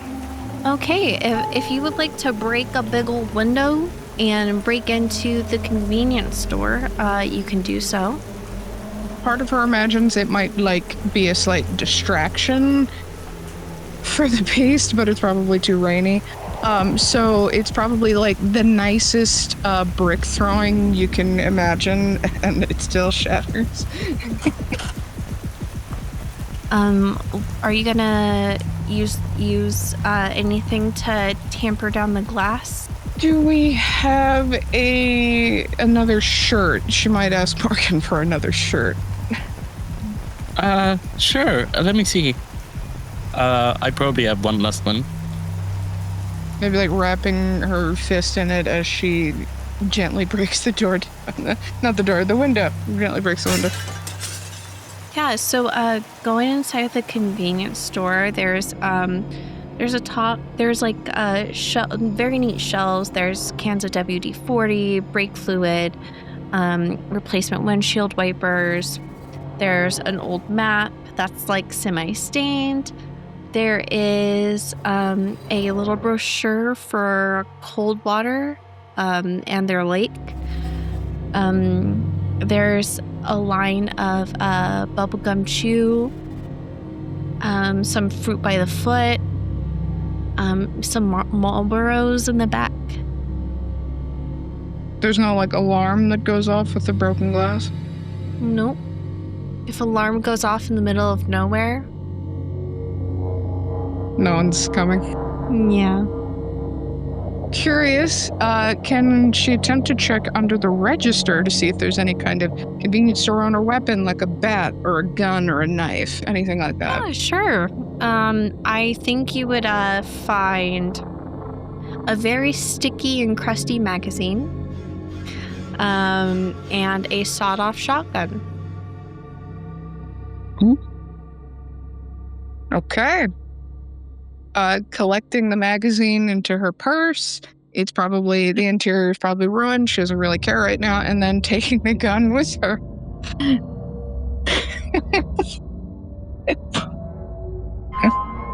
All right. I'm not gonna yuck your yum. You want that, man? Scrusty. Yeah. Magazine. As long as it works. Like, I'm so glad I left. No, I'm s- Bridget. Magazine. It's not bullets? Read. oh, okay. I thought you meant like You've said it now. It's gun canon. magazine. You've said it. It's canon. It's crusty dusty. I thought it was like a I'm bullet. so glad I left the Okay. black light in the van. Oh, fine. Okay, are there any Inside of your bullets? I guess I inside of should your have asked purse looks like a Jackson Pollock painting. for bullets. There's 2 in the chamber, but no extras. No extras. Okay. All right, she'll take everything with her. She maybe saw like a flash of an anime girl on the magazine, and This is already a gift that keeps on giving. yeah. All right, coming back with the gun. What did you find? As you approach, I'm like, what's that smell? It's rain.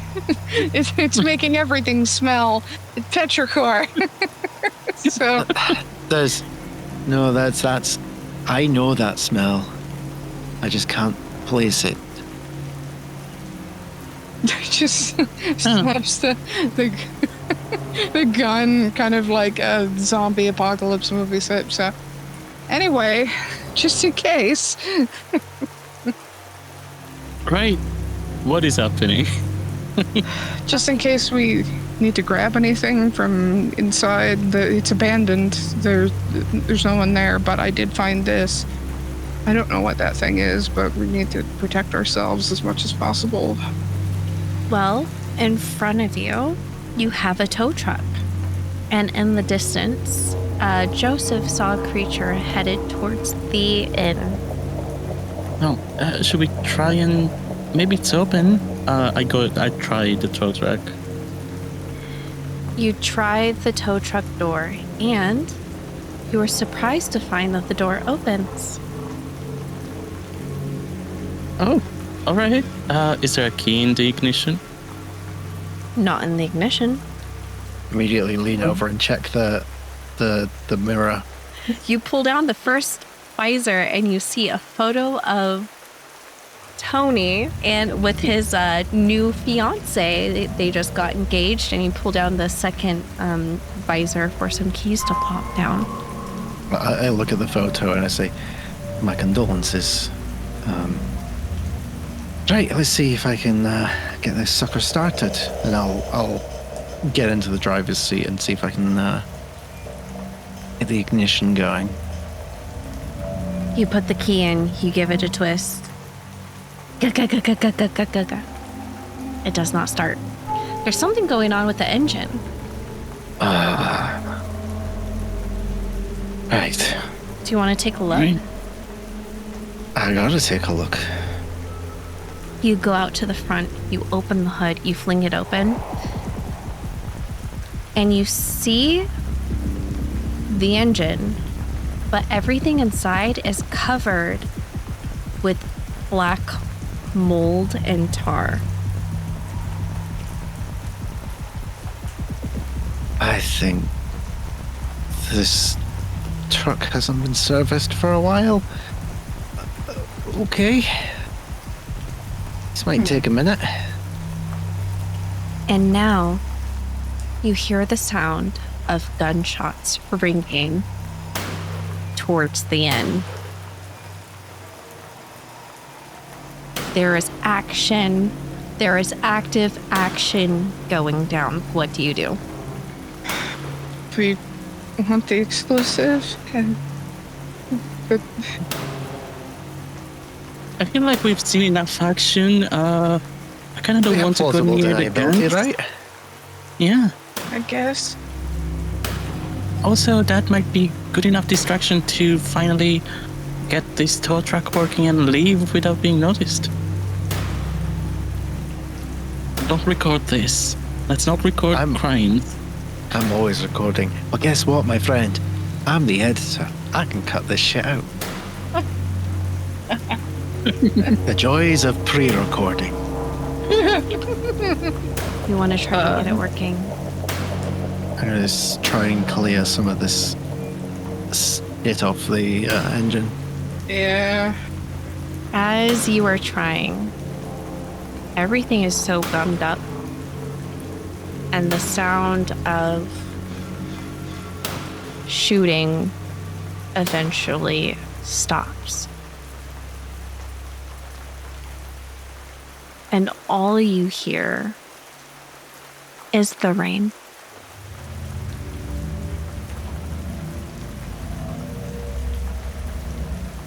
Not the beast. Not the beast. Well, they killed each other, or... So, plan C at this point, or is it D? There is a key for a Volvo. Wasn't that one of the cars outside of the inn? Okay. Point. Good. Do we go back to the van and get salvage the equipment? Or just get away from here and then get back to the van tomorrow when we can? Yeah. Unless, I mean, come on, there's got to be like some rope or a chain or something we could use we could make a tow. You know, Volvos, you know, people say, you know, they're honestly not terrible, but I'm sure it'll That suffice. trailer hitch. Or maybe that can be our new van. Could be. Don't you dare talk about replacing my Bessie. Well, if it needs new wiper fluid, I know a place. Pointing back to the convenience store.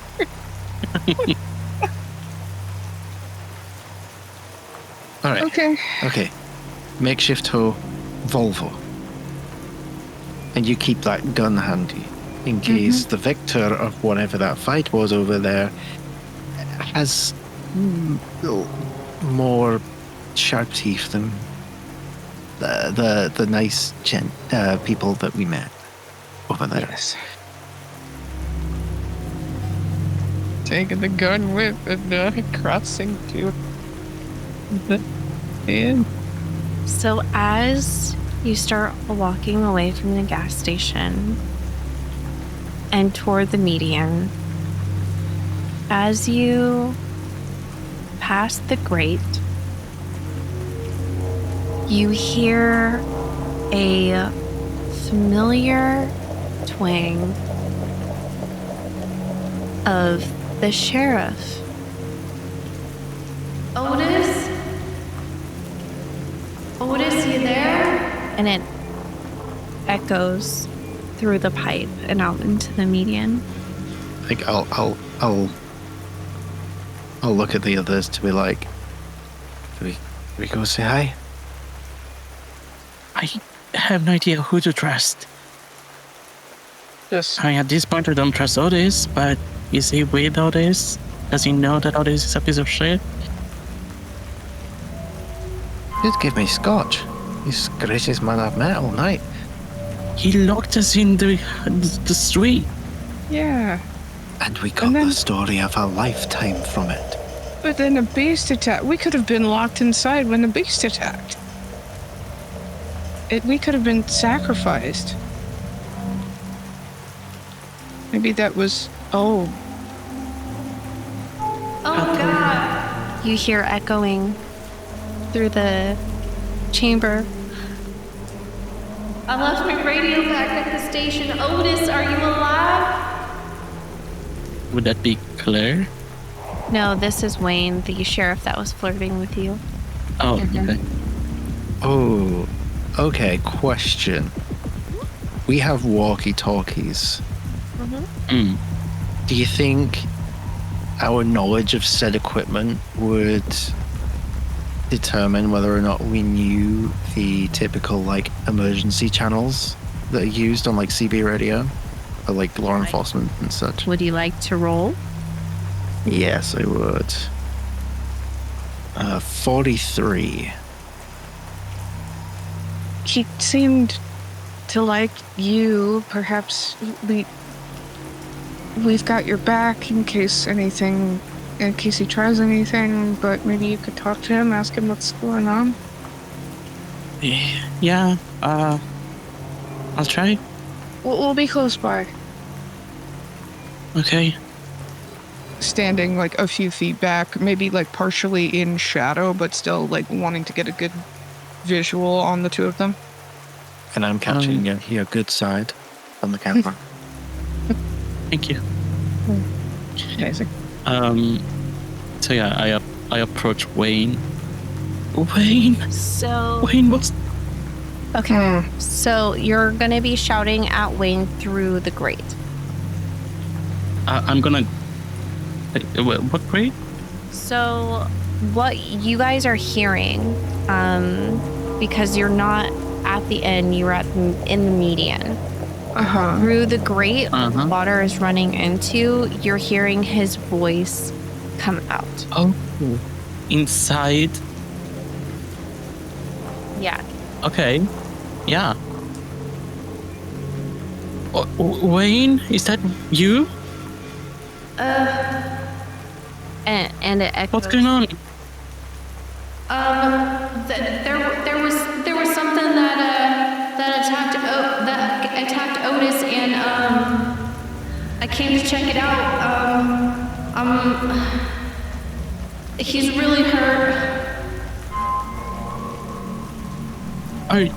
Are you okay? I'm okay, but I could use some help.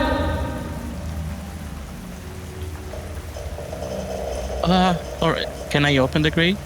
I try to open it. Yeah. Okay, I use my flashlight to see what's happening. Yeah, so the water is going down this pipe, and then it kind of snakes around where you lose visual. Oh God, there's so much blood. Who is it? It's Otis. I think he's. Oh my God, it's his stomach. It tore it open. Wayne, I'm sorry, but I don't think we can save him. Come towards me. Save yourself. And it takes some shuffling, there's some splashing, and Wayne rounds the corner and starts coming towards you, and he's covered in black tar, like blood. And he starts approaching to leave the grate.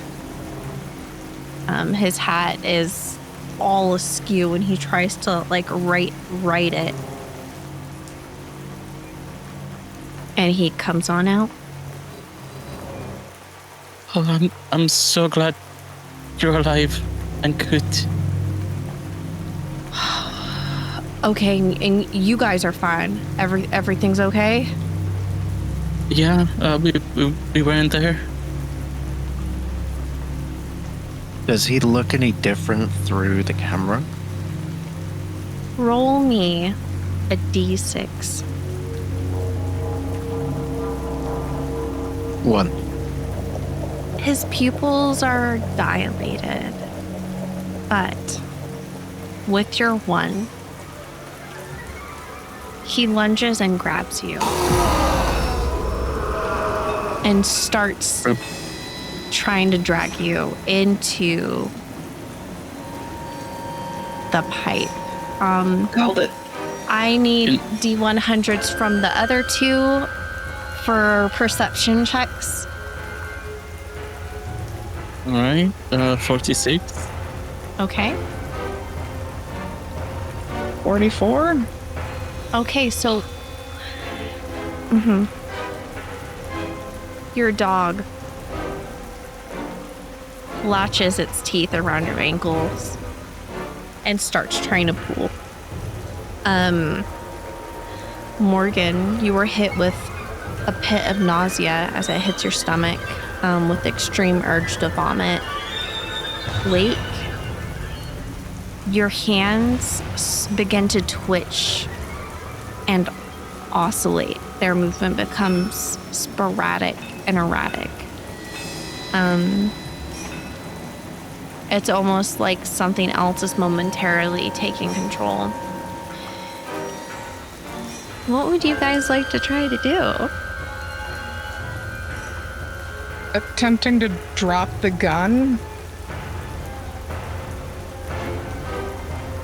I think I would try to stop Wayne, but then I retch a little and get stopped there. I'm gonna whack Wayne cross side of the face with the boom arm for the microphone. It is with that is where we stop today's adventure. As we jump over to the other side of this crossover reality, where the Triangle Agency has been trying to cover up an anomaly that has escaped, and we have unwitting investigators that have evidence that might need to be covered up of things that don't belong in this world. What will happen to them? Will they escape? We'll go through the scenarios once we play it with the other group. Thank you so much for joining us. That did not end how I expected, as they could have ended up in the cistern, which you guys will see shortly. Let's go ahead and introduce ourselves. Let's go ahead and start with Bridget. Hi, guys.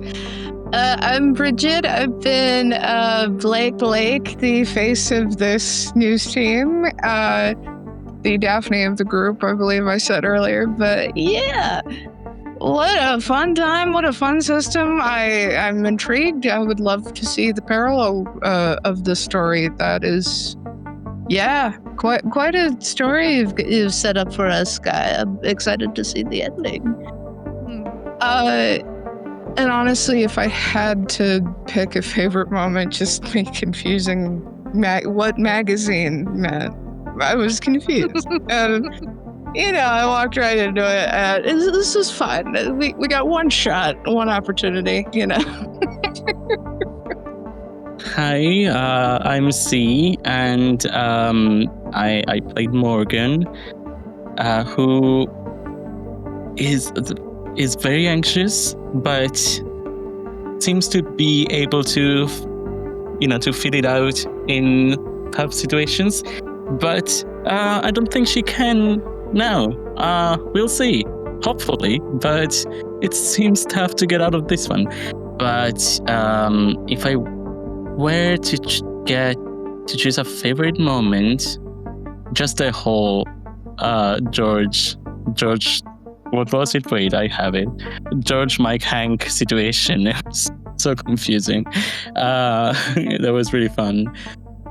Hello, everybody. I'm Padge, the humble Dungeon Master. Today, I played the role of Joseph Rogers, the AV tech. I suppose you could say a member of a very different kind of AV club than what we're accustomed to on Quest Junkies. This was immense fun. Like, I was constantly getting so many different vibes. Like, at first I was like, okay, this feels very Alan Wake. And then I was like, oh, this is straight up supernatural. And I was like, okay, now it's the Blair Witch Project. Okay, now it's Stephen King. And just keep on coming. And I didn't want it to stop. Favorite moment? I think rolling the one on the D100 and the consequences that came because of that. Gotta love rolling a critical failure. Well, it has been a pleasure to have you. I'm Sky. I've been your dungeon warden this evening. This system is a crossover reality of liminal horror and the Triangle Agency. It's got a lot of touchstones. It was worked together, presented by Goblin Archives, Vaulted Pyramid, Haunted Table, and Space Penguin Incorporated, who drew inspiration from Bad Times at the El Royale, Night of Blood, Twin Peaks, Misery, and Mexican Gothic. So it's been a lot of fun to go through, and I'm really excited to see the other side of the story because your characters do have a chance to escape. So yeah, that's it for now, and we'll see how it ends because I do have a section in here that's titled The Aftermath. So join us for part 2 of this crossover reality very shortly. We love you, and we'll see you very, very soon. Bye.